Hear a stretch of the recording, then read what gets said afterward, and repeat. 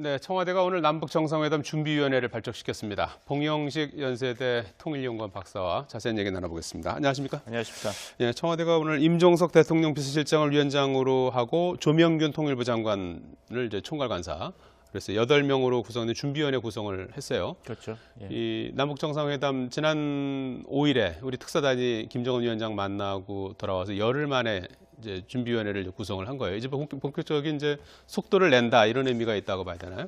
그렇죠. 투트랙이라고 보시면 되겠습니다. 예. 일단 우리 특사단이 김정은 위원장을 방북해서 만난 다음에 예. 일단은 그 김정은 위원장의 메시지를 관련 국가들, 특히 미국, 러시아, 중국, 일본에 정확하게 전달하는 데 주력했다면 예. 국내적으로는 앞으로 있을 남북 정상회담 세 번째가 되겠죠. 예. 여기에 대한 준비를 했고 그 첫 구체적인 스텝으로 이번에 준비위원회 구성을 한 것으로 보시면 되겠습니다. 예. 결국에는 이제 예.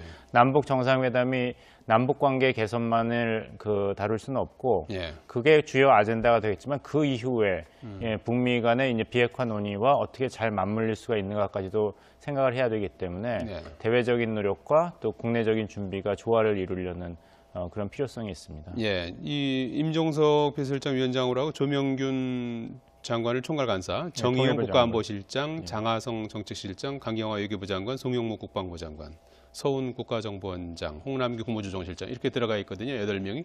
몇 면을 보면 어떤 조합이라고 봐야 되는 겁니까? 그러니까 이전에 두 번 남북 정상회담과 비교하면은 쭉 리스트를 보시면 아시겠습니다만 정부의 이제 장관들이 포함되어 있습니다. 그 말은 이제 문재인 정부가 굉장히 투명성을 확보하겠다 이런 의지가 반영된 것으로 보입니다. 예. 즉 국방, 경제, 외교 이 각 분야에서 가장 책임을 지는 정부 인사가 그런 준비위원회에 있기 때문에 어떤 통일부가 독점을 한다든지 예. 국정원이 주도한다든지 이런 식의 남북 정상회담 준비가 아니라 정말 정부가 남북 관계 전면적인 개선 그리고 협력을 논의하되 공식적인 채널을 이용해서 그 절차적 정당성을 확보하겠다. 이런 문재인 대통령의 의지가 반영된 인선이라고 보입니다. 네.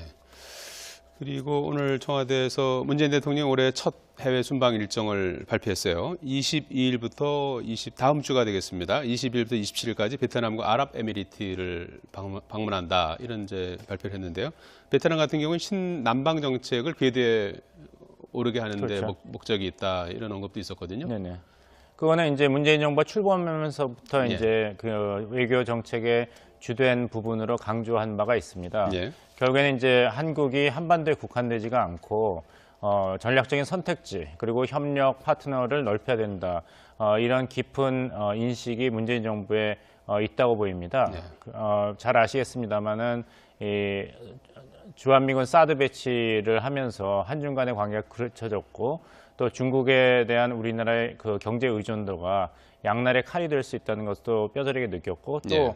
요즘에는 이제 우방인 미국에서도 그 통상 압력이 더욱 거세어지고 있지 않습니까? 네. 그러니까 이제는 안보와 경제를 분리해서 나가는 이런 국제화가 아니라 예. 안보와 경제가 융합되고 이것이 압박으로 작용할 수 있기 때문에 한국의 입장에서는 그 전략적 선택지와 파트너십을 더 다양화하는 것이 무엇보다 중요합니다. 아랍에미리트 같은 경우는 지난번에 비공개 군사 양해 각서 때문에 상당한 논란이 됐었지 않습니까? 예, 예. 이 부분이 이제 완전히 일단락된 거라고 봐야 되는 건가요? 글쎄요, 임종석 비서실장이 가는 것을 보면은 예. 완전히 쐐기를 박는 예. 그런 의도가 있지 않나 이렇게 생각합니다. 예, 알겠습니다. 강경화 외교장관이 오늘 미국으로 출국했는데요. 당초 렉스 틸러슨 국무장관과 회담할 예정이었는데 갑자기 경질되면서 그렇죠. 예. 존 설리번 대행과 만나기로 했어요.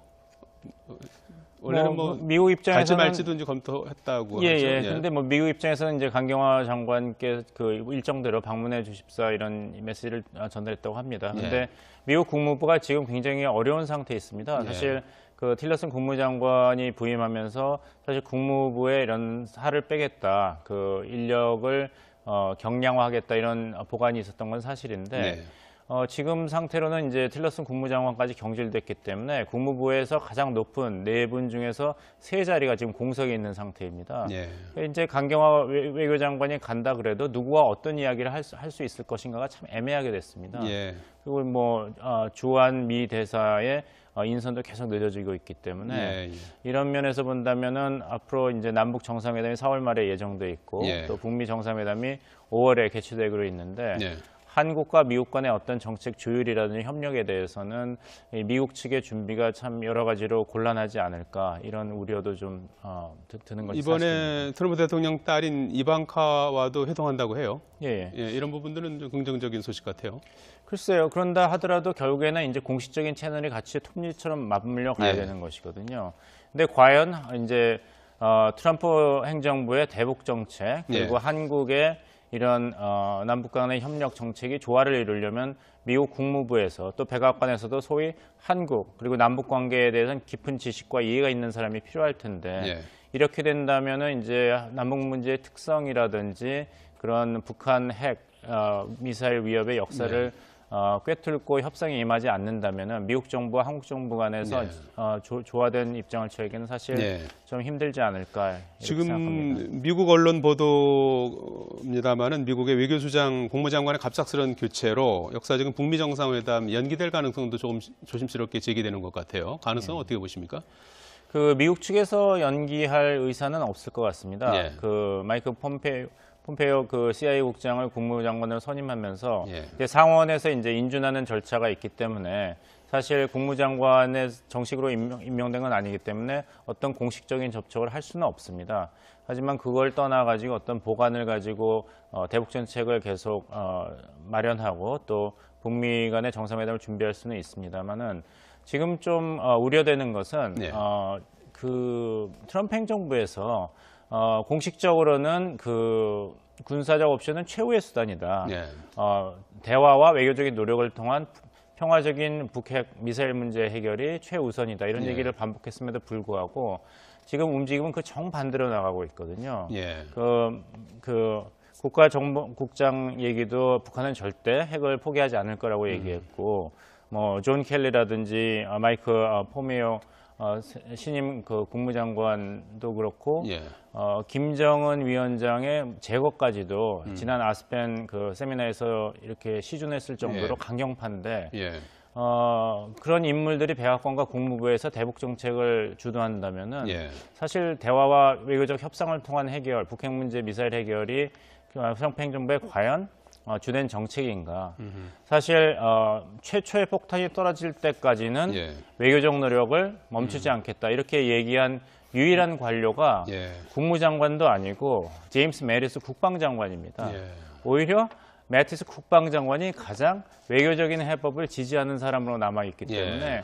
트럼프 행정부가 외교를 통한 북핵 문제의 평화적 해결을 하겠다는 그런 메시지에서 의구심이 드는 것은 어떻게 보면 당연합니다. 예. 끝으로 이영호 북한 외무상이 오늘 베이징 서우드 공항을 경유해서 스웨덴으로 가는데요.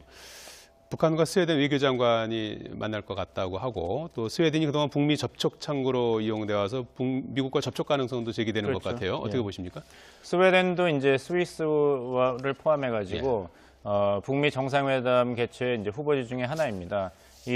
그런 가능성도 타진한 것으로 보이고 예. 북한 입장에서도 아직 공식적으로 그 트럼프 대통령이 북미 정상회담을 수락했다는 것을 보도하고 있지 않습니다. 그래서 여러 가지로 이제 외교적인 해법이랄까요? 그런 예. 전략적인 그런 구상을 검토하고 있는 것으로 보입니다. 예, 알겠습니다. 지금까지 봉영식 연세대 통일연구원 박사였습니다. 잘 들었습니다.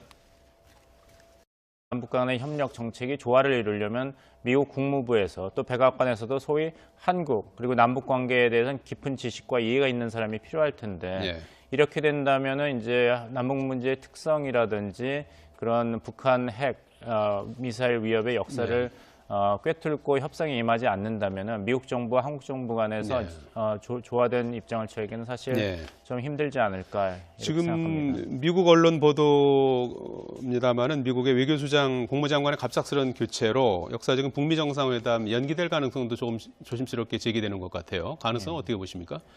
그 미국 측에서 연기할 의사는 없을 것 같습니다. 예. 그 마이크 폼페이오 그 CIA 국장을 국무장관으로 선임하면서 예. 이제 상원에서 이제 인준하는 절차가 있기 때문에 사실 국무장관에 정식으로 임명된 건 아니기 때문에 어떤 공식적인 접촉을 할 수는 없습니다.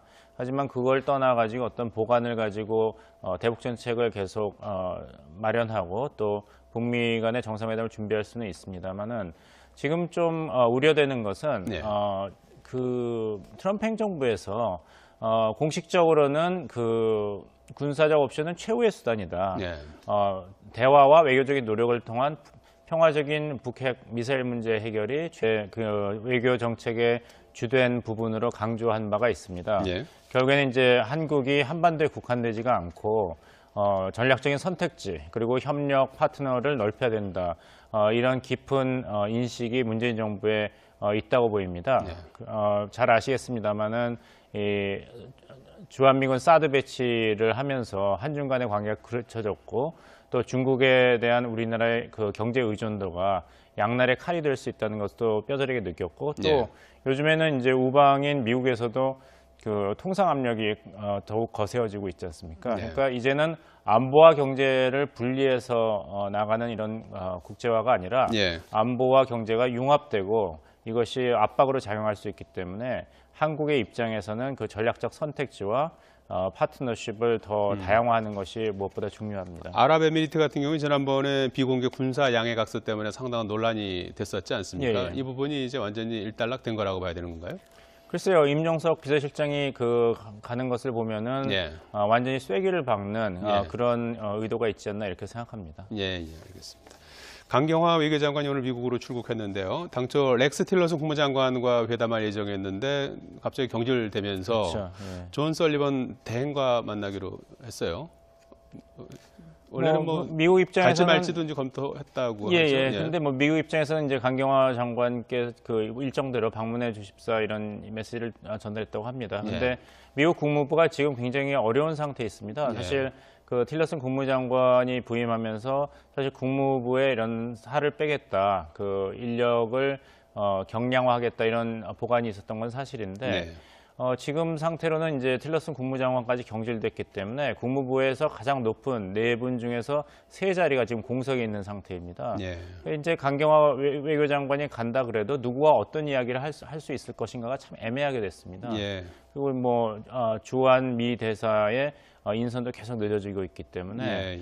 이런 면에서 본다면은 앞으로 이제 남북 정상회담이 4월 말에 예정돼 있고 예. 또 북미 정상회담이 5월에 개최되기로 있는데 예.